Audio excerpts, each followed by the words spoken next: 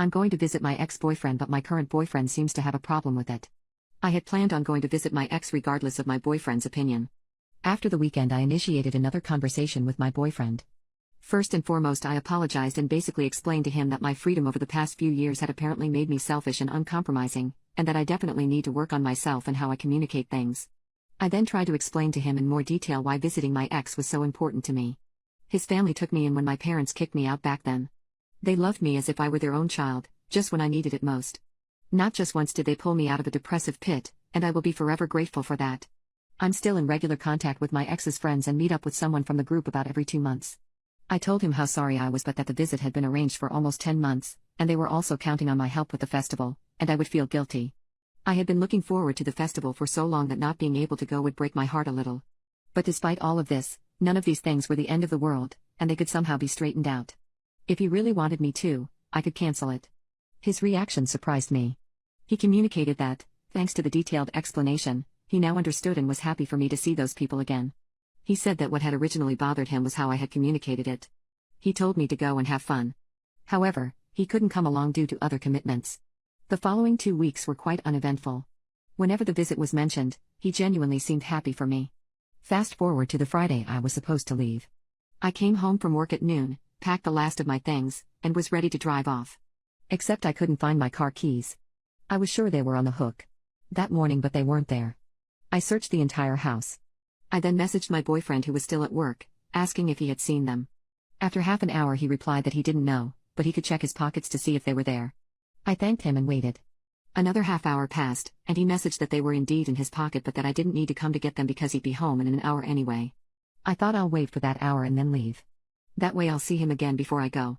After an hour and a half of waiting, I called him. He was still out with a colleague having a drink. At that moment I had already given up on leaving that day without being overly tired. I told him not to rush and that I'd wait. So I laid down on the couch and watched some TV series. Shortly before 11 at night, my boyfriend came home slightly tipsy and acted like everything was normal. I asked him if he could give me the car key so that I could leave early in the morning. After a few minutes of hesitation, he said that he had left it at work. Up until that point, I had remained calm because mistakes can happen.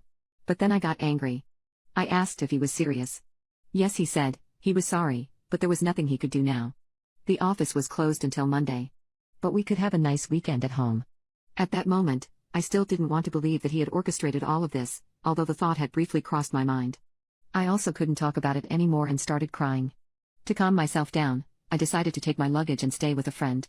In response, he left the room without saying a word and returned a minute later with the car key, which he had suddenly found, and asked me to stay until the next morning.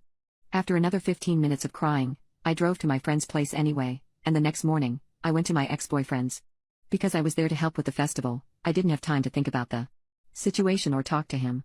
But during the car ride home, I spent a long time trying to find a logical explanation for his behavior. I failed miserably.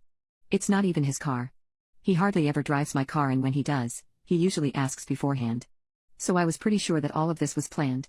When I got home he acted as if everything was okay, but he still seemed passive-aggressive.